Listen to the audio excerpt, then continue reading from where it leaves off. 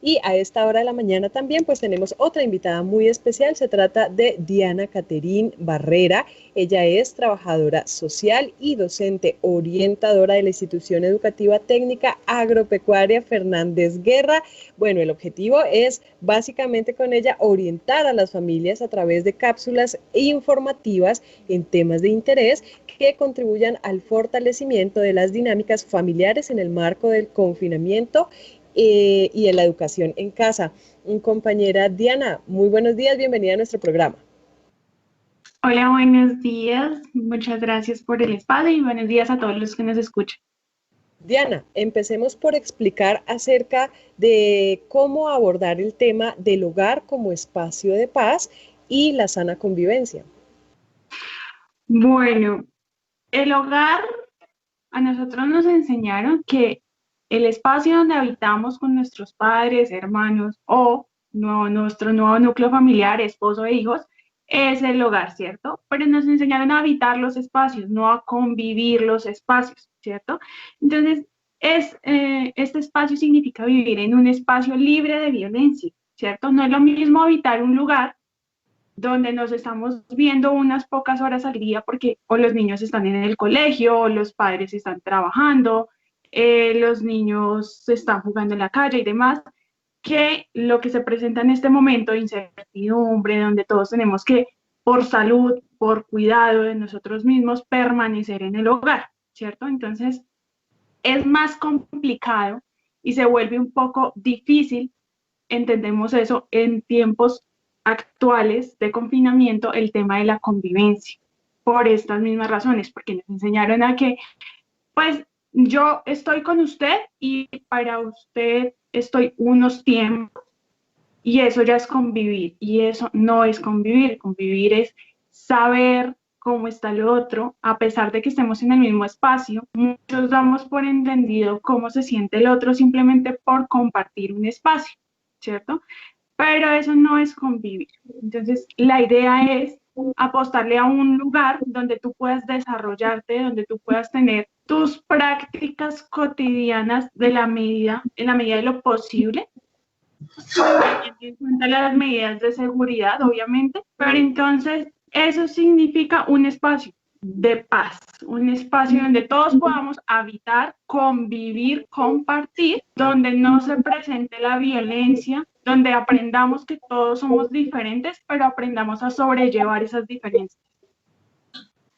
Bueno, Diana, continuando pues con este tema que es muy interesante para los padres de familia y para toda la comunidad educativa, creo que pues en buena hora ustedes desde la institución educativa Fernández Guerra pues vienen haciendo un trabajo. Eh, en estos momentos, ¿qué significa la convivencia en tiempos de confinamiento?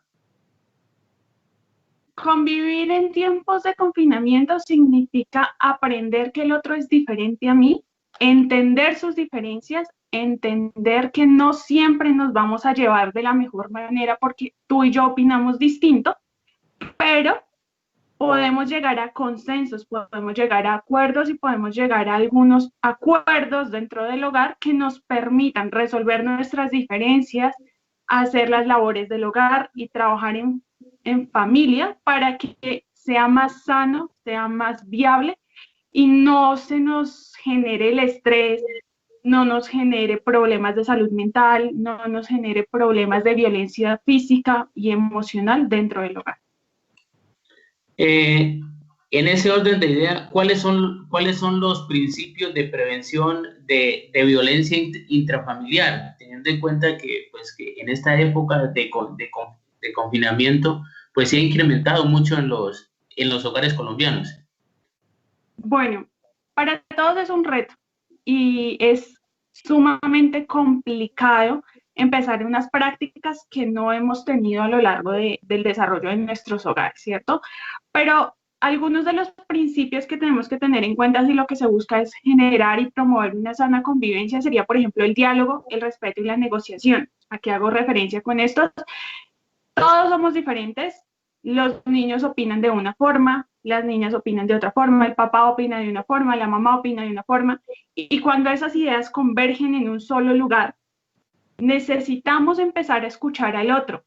Nuestra opinión es importante, pero la opinión del otro también lo es.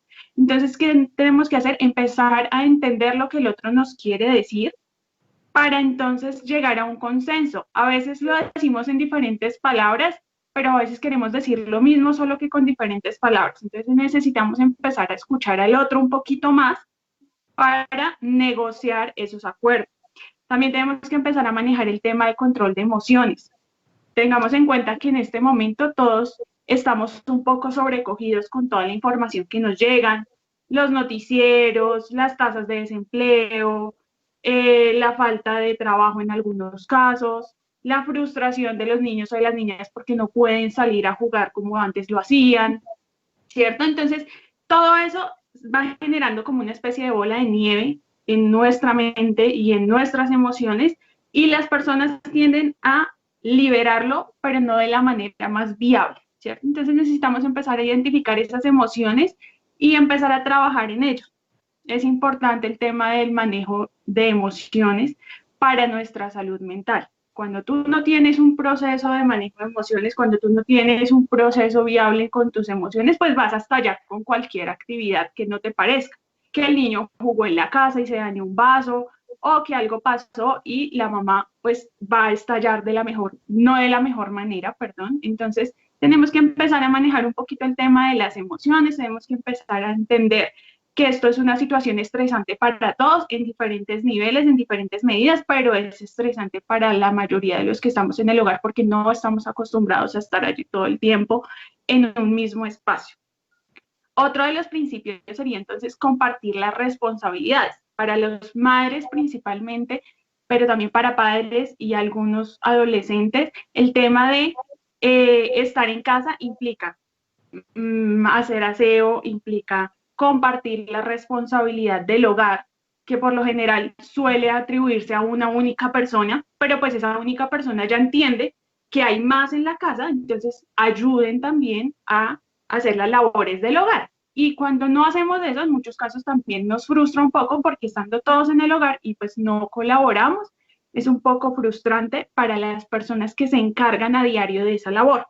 Porque si estamos en el hogar, hacemos más reguerito, hacemos una cosita por acá, dejamos las cositas de las tareas en la mesa, dejamos las cositas de el juego en el cuarto regadas, y no podemos esperar que siempre estén recogiéndonos todos, sino que también se trata de dividirnos las responsabilidades para que sea un poco más amena la convivencia.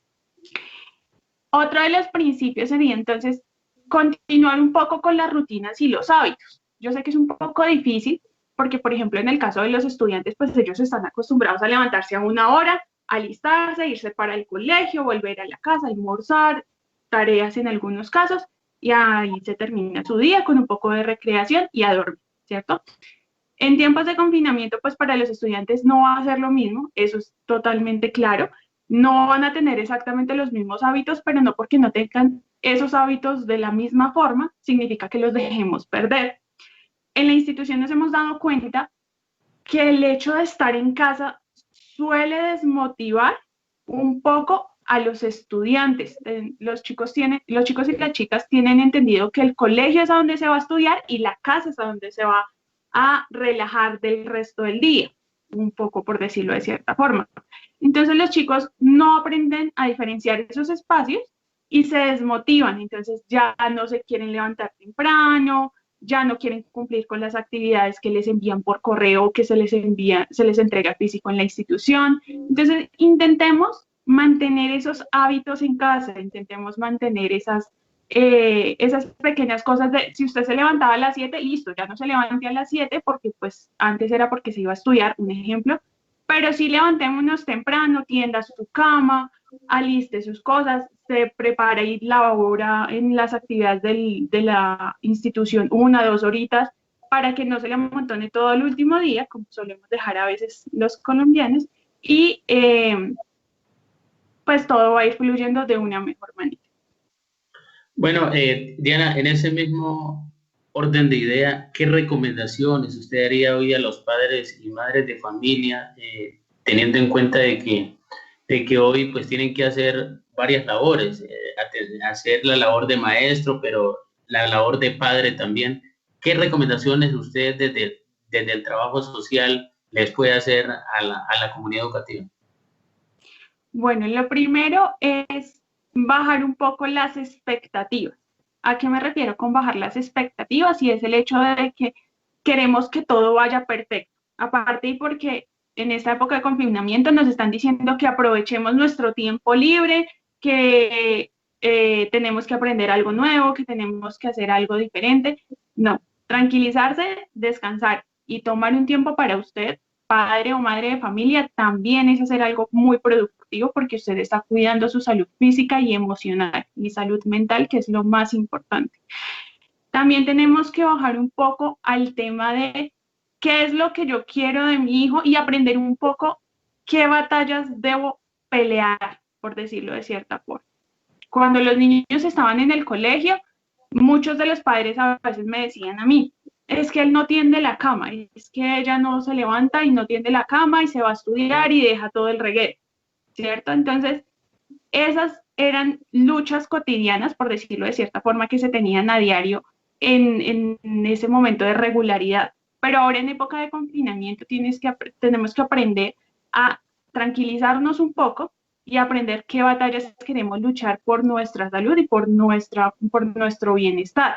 Porque a veces nos sobrecargamos un poquito y hay un tema que es una escala de conflicto y es que yo vengo presionado por lo que me dicen mis jefes con todo el tema del teletrabajo, con todo el tema de lo que los otros me están diciendo y me están pidiendo, que responder por el almuerzo después, que responder por la ropa de los niños, que responder por una cosa y de otra.